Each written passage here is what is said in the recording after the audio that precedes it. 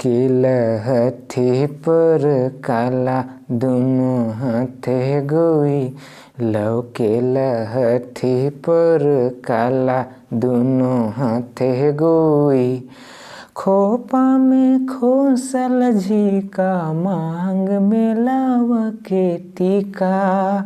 काने कुंडल झूमे बाला दोनों हाथे गोई। लव के लहठी पर काला दोनों हाथे गोई। खंभिया चमके गले काजर का टाक्ष परे। पीठ में लौरत बेनी काला दोनों हाथे गोई। लव के लहठी पर काला दोनों हाथे गोई। देखी के ऐसन रंगे कृपाल कर अंगे।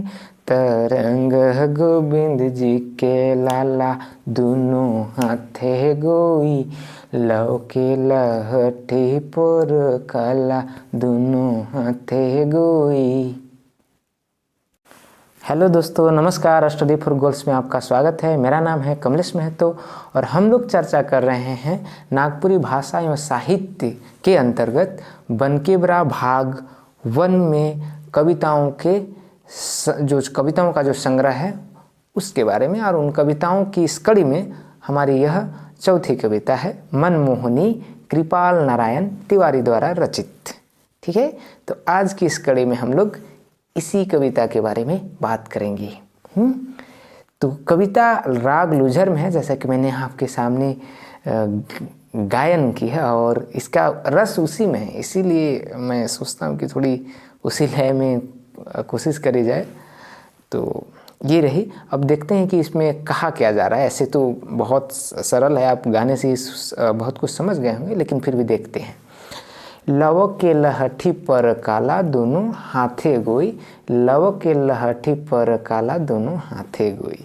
इसका मतलब है, लव के मतलब चमकना, लहठी मतलब कलाई पर पहनने वाला एक गहना होता है, उसको कहते हैं लहठी। शाखा जैसी कुछ होती है। पर काला मतलब आईने में, तो ये जो पहनी है वो मतलब आईने में चमक रही है और मतलब कि चकाचौंध कर रही है, उनका जो श्रृंगार है वो।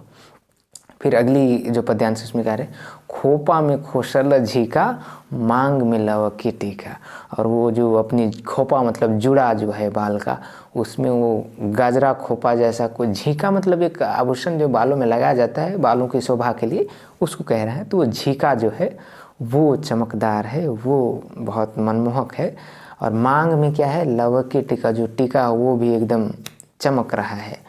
काने कुंडले झूमे बाला, और कान की में जो वो बाली है, कान बाली जिसको बोलते हैं, वो अलग कहर ढा रहा है। दोनों हाथे गोई, लव के लहठी पर काला दोनों हाथे गोई। और वो जो उनकी लहठी पर, कलाई पर जो बंधी गहना है वो आईने में ऐसे चमक रहा है, मन मोह लेने वाला जैसे लग रहा हो। खंभिया चमके गले काजर कटाक्ष परे। खंभिया चमके गले मतलब गले में पहनने वाला हार एक प्रकार का, जिसको खंभिया कहते हैं, तो गले पे चमक रहा है। काजर कटाक्ष परे, और जो काजल है वो ठीक जो आँख में लगाया है, अर्थात कपाल के और आँख के ठीक बीच में वो कहर ढा रहा है। फिर पीठ में लोरत बेनी काला, और वो जो पीठ में वो बालों का वो जो बना रखी है गुच्छा, वो इधर उधर हिलता है, तो उसकी खूबसूरती देखते ही बनती है। देख दोनों हाथे लव के लहठी पर काला दोनों हाथे। देखी के ऐसा न रंगे कृपाल कर अंगे। तरंग गोविंद जी के लाला। अब इस तरीके का रंग में वो देख के जो कवि हैं कृपाल, उनके अंग में तरंग बजती है, मानो गोविंद जी ने कोई गीत छेड़ दिया हो, नृत्य छेड़ दिया हो, है ना। तो मंत्रमुग्ध हो गए कुल मिला के यहाँ कवि, उनकी खूबसूरती, नृत्य, संगीत, तीनों का ये जो समन्वय है उनसे।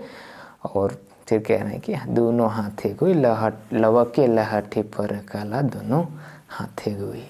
तो ये जो पूरी कविता है पूरा एक श्रृंगार रस से वो तो प्रोत लग रही है। और इसमें कुल मिला के इस जो वर्णन है वो एक सौंदर्य का वर्णन है, और जो गहनों से, आभूषणों से एक स्त्री नृत्य और गायन में लिप्त हैं, उस पर कवि का मतलब कहें कि प्रकाश है, और उन्होंने उसका बहुत बारीकी से वर्णन किया है। देख लेते हैं कुछ जटिल शब्दों को।